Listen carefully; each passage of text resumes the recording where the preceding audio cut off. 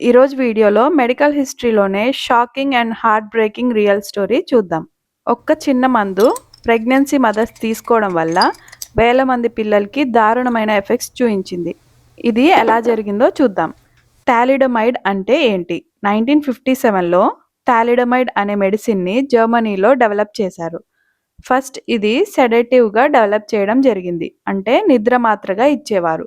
తర్వాత ప్రెగ్నెన్సీలో morning సిక్నెస్కి, ఇన్సోమ్నియాకి, ఫ్లూకి prescribe చేసేవారు. ఇది డెవలప్ చేసిన కంపెనీ ఈ మందు చాలా సేఫ్ అని క్లెయిమ్ చేసింది. ప్రెగ్నెన్సీలో కూడా సేఫ్ అని చెప్పింది. అయితే అసలు టెస్టింగ్ ఎలా జరిగిందో మనం చూద్దాం. ఇక్కడ ట్విస్ట్ ఏంటంటే అసలు ఆ మెడిసిన్ని ప్రెగ్నెంట్ యానిమల్స్ మీదే టెస్ట్ చేయలేదు. ఏ మెడిసిన్ అయినా యానిమల్స్లో ట్రయల్ చేసి సక్సెస్ అయితేనే హ్యూమన్స్లో ట్రయల్ చేసి మార్కెట్కి రిలీజ్ చేస్తారు. ఇక్కడ యానిమల్స్లో టెస్ట్ చేశారు, కానీ ప్రెగ్నెంట్ యానిమల్స్లో టెస్ట్ చేయలేదు. ప్రెగ్నెంట్ హ్యూమన్స్కి ఇచ్చే ముందే ప్రెగ్నెంట్ యానిమల్స్లో టెస్ట్ చేయాలి. అసలు ఎలా ఇగ్నోర్ చేశారంటే యానిమల్స్లో హై డోసెస్ ఇచ్చినా రిజల్ట్స్ హార్మ్ఫుల్గా లేవని, యూజువల్గా హ్యూమన్స్ ఏ కొత్త మెడిసిన్ తీసుకున్నా కొన్ని సైడ్ ఎఫెక్ట్స్ ఉంటాయని, ఎక్కువ శాతం మెడిసిన్ని హ్యూమన్స్ మంచిగా టాలరేట్ చేశారని కంపెనీ చెప్పింది. హై డోసెస్లో ఇచ్చిన వారికే బాగా నిద్ర రావడం, తల తిరగడం, కాన్స్టిపేషన్ ఇలాంటి సైడ్ ఎఫెక్ట్సే కనిపించాయని కంపెనీ చెప్పింది. దీని ప్రకారం వేరే సెడేటివ్స్కి మంచి ఆల్టర్నేటివ్గా మార్కెట్లో రిలీజ్ చేశారు. కానీ అసలు మెడిసిన్ మార్కెట్లోకి రిలీజ్ అవ్వడానికి ఇంకా చాలా రకాల స్టడీస్ చేయాలి. కొంతమందికి రియల్ మెడిసిన్ ఇచ్చి, కొంతమందికి డమ్మీ ఇచ్చి ఇలాంటి స్టడీస్ కూడా చేయాలి. డోస్ పరంగా కూడా ఎంత ఇస్తే సరిగ్గా పనిచేస్తుందని, సైడ్ ఎఫెక్ట్స్ ఎంత డోస్లో వస్తున్నాయని ఇలాంటి స్టడీస్ కూడా చేయాలి. కానీ ఈ కంపెనీ ఇవేం చేయలేదు, చేయకుండా రిలీజ్ చేసింది మార్కెట్లోకి. ప్రెగ్నెంట్ ఉమెన్కి మార్నింగ్ సిక్నెస్కి ఇచ్చారు.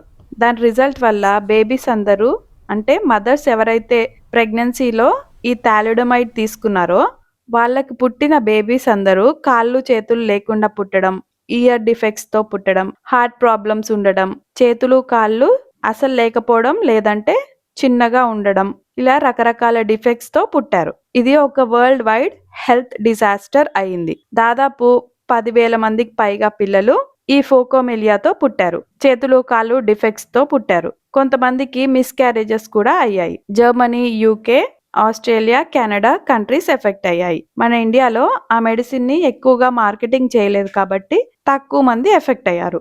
యుఎస్లో ఎఫ్డిఏ అంటే ఫుడ్ అండ్ డ్రగ్ అడ్మినిస్ట్రేషన్ వాళ్ళు కూడా ఈ మెడిసిన్ని అప్రూవ్ చేయలేదు. ఎఫ్డిఏలో ఉన్న ఒక డాక్టర్ ఫ్రాన్సిస్ కెల్సీ, ఈ డాక్టర్ ఈ థాలిడమైడ్ మెడిసిన్ మీద ఇంకా సేఫ్టీ డేటా కావాలి అని ఇన్సిస్ట్ చేసి ఆ మెడిసిన్ని అక్కడ అప్రూవ్ చేయలేదు.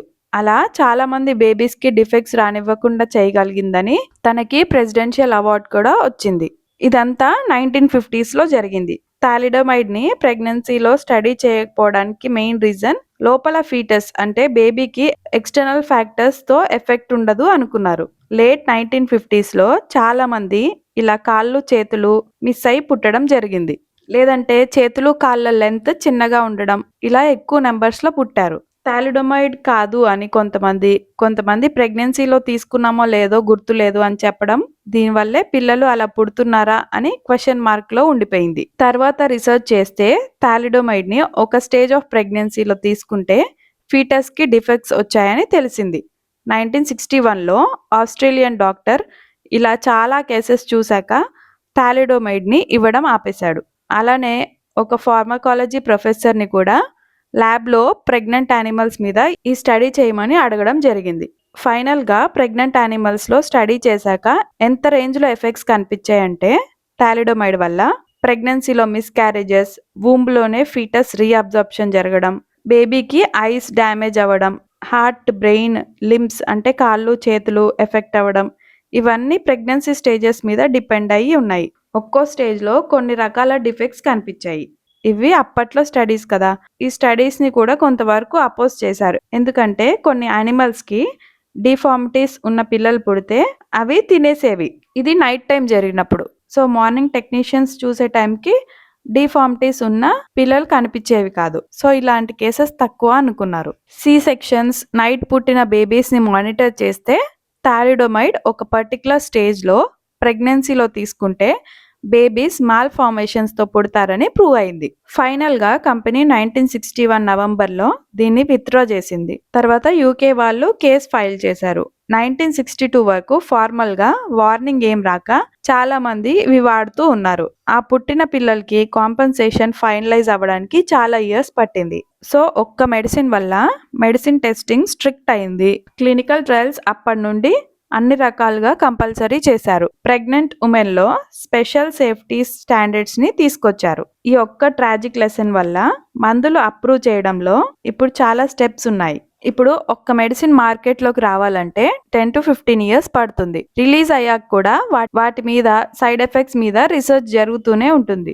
ఎందుకంటే లాంగ్ టర్మ్ లో ఏవైనా రిస్క్స్ కనిపిస్తే ఆ మెడిసిన్ ని విత్డ్రా కూడా చేస్తారు. అలా ఇప్పటి వరకు చాలా మందులే విత్డ్రా కూడా చేశారు. థాలిడోమైడ్ ఇప్పటికీ ప్రిస్క్రైబ్ చేస్తారు. ప్రెగ్నెన్సీలో మాత్రం స్ట్రిక్ట్ గా బ్యాన్ చేశారు. ఈ థాలిడోమైడ్ ని కొన్ని రకాల క్యాన్సర్స్ లో, లెప్రసీ పేషెంట్స్ లో ప్రిస్క్రైబ్ చేస్తున్నారు. అందుకే ప్రెగ్నెన్సీలో అన్ని రకాల మందుల్ని ప్రిస్క్రైబ్ చేయరు. అందుకే ప్రెగ్నెంట్ ఉమెన్ ఏ ప్రాబ్లం వచ్చినా మెడిసిన్ తీసుకోవాలంటే డాక్టర్ ని కనుక్కోకుండా వేసుకోవద్దు. వీడియో నచ్చితే లైక్ చేయండి, కామెంట్ చేయండి, సబ్స్క్రైబ్ కూడా చేయండి. Thank you for watching.